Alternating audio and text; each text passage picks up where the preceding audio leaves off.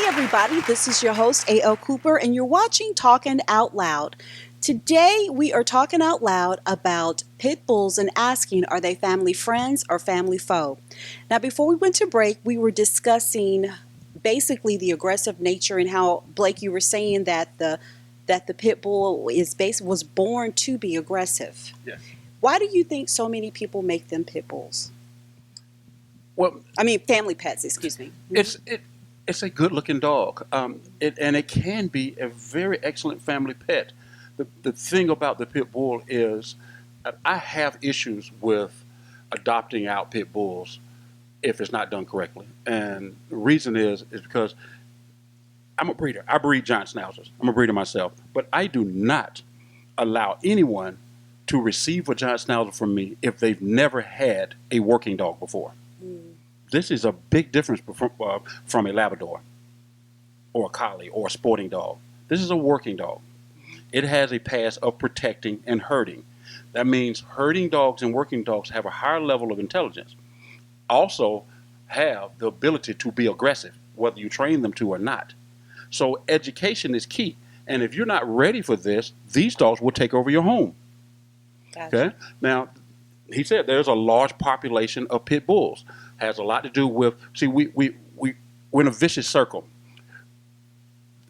People can breed them. They make quick money. Breed them right in their backyard. A lot of them get away. Then these dogs breed with other dogs. And then the stray population gets bigger and bigger and bigger. And now we're coming into the shelters and we letting them back out. And someone gets them and they can't handle it because it's too aggressive. Or it can climb anything. It's very intelligent. It'll dig. It'll get out. It's going to get out. And when it gets out, it may or may not attack someone, but mainly it populates. Wow. So it increases. So our vicious circle continues.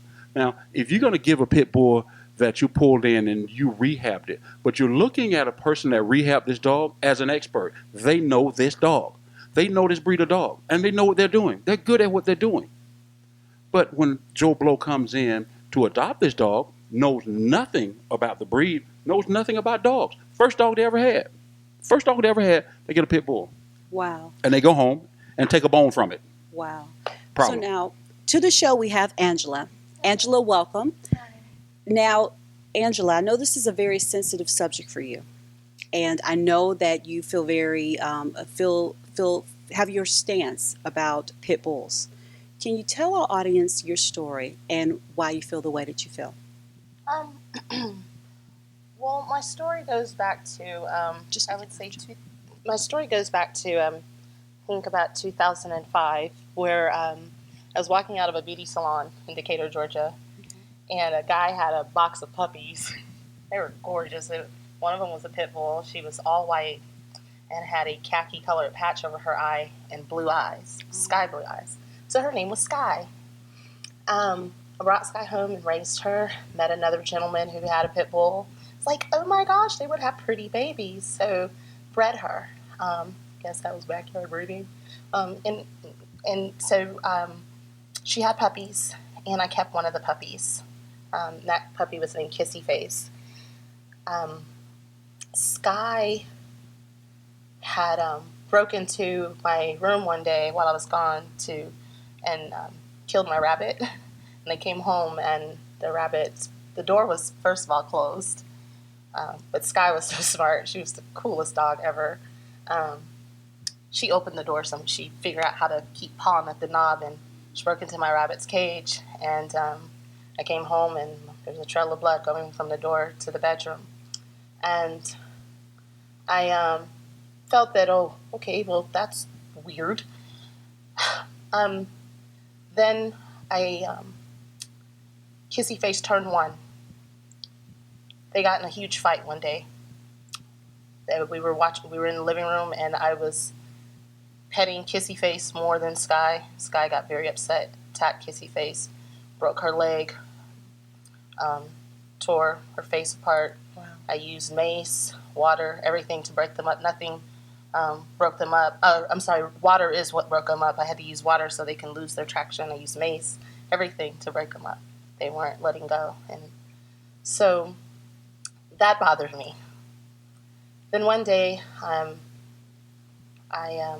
was outside going to my car, and Sky came out the house behind me and looked at a little girl across the street named Ella. And I was pregnant with Bella at the time. I was 3 months pregnant with Bella, and which she's 8 years old now. But the way that Sky looked at Ella, I knew. So I had Sky put down. I had a funeral for her, had her ashes. Like, it was hard. That was, when I tell you, my dog is my baby. Those were my babies. They slept in the bed with me. Gross, I know, but they were my babies. So I kept Kissy Face because I felt okay with Kissy Face. Kissy Face didn't bother me. She was sweet. We named her Kissy Face because, obvious reason, she was a kisser. And whenever I went to go get pedicure, she'd go to PetSmart and get dropped off. And it's like we had our day out at the spa, whatever.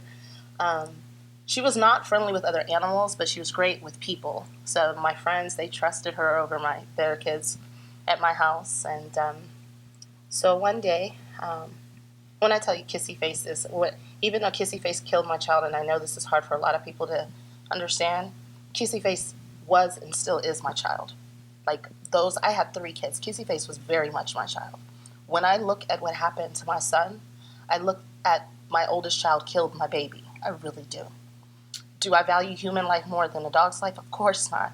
But I cannot undo the love that I had for my dog. Like even if one of my biological children did something really horrible, I can't unlove them.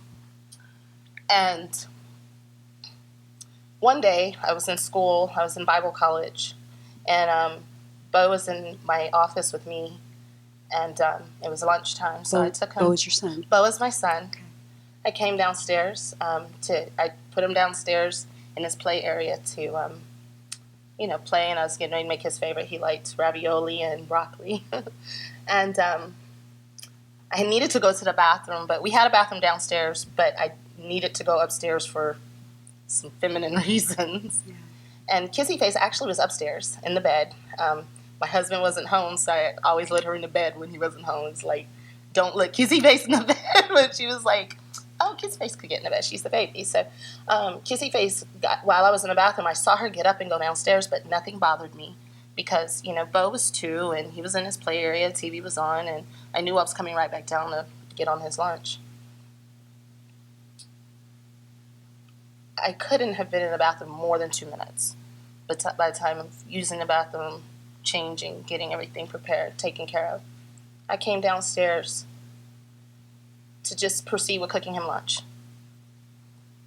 My son was laying in a pool of blood. I heard nothing.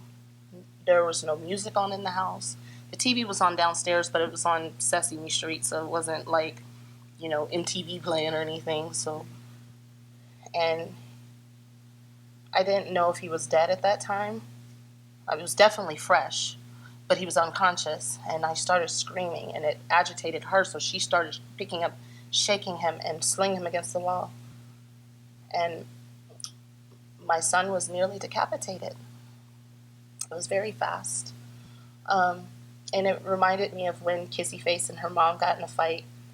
I saw it, but you heard nothing. Like, there was no, there was no, you would think you would hear a yell or screaming or. And I talked to another parent, Stephanie Gregg, her daughter Savannah Gregg was killed by their family pit bull right in front of them.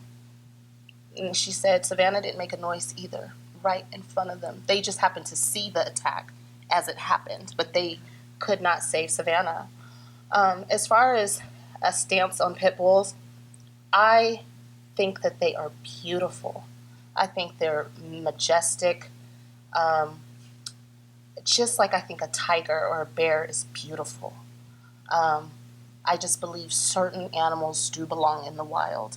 I don't believe, and I'm not saying, oh, well, all 17-year-olds are all black people, or all white people, or all tall people.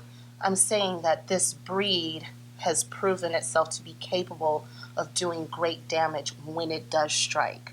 So whether the numbers are 1 in a million or 1 in 10 or 1 in 50,000 or whatever the numbers are, when it does strike, it has the ability to do more than what most breeds will do, which is a bite, which is a snap and a release, versus a mauling, which is a sustained attack that usually results in devastation. So me coming on this panel, I hope I did not disappoint anybody because I'm not a pro or anti-pit bull. Okay. I don't want any mama,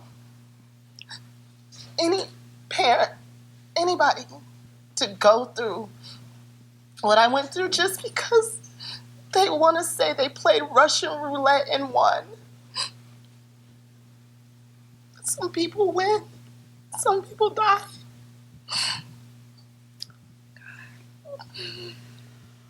Wow. Wow. So that's my stance. Dr. Becky, this is the trauma. Mm-hmm. This is the pain. We're gonna take a quick break. We're gonna take a quick break, and we'll be back with more Talking Out Loud with A.L. Cooper.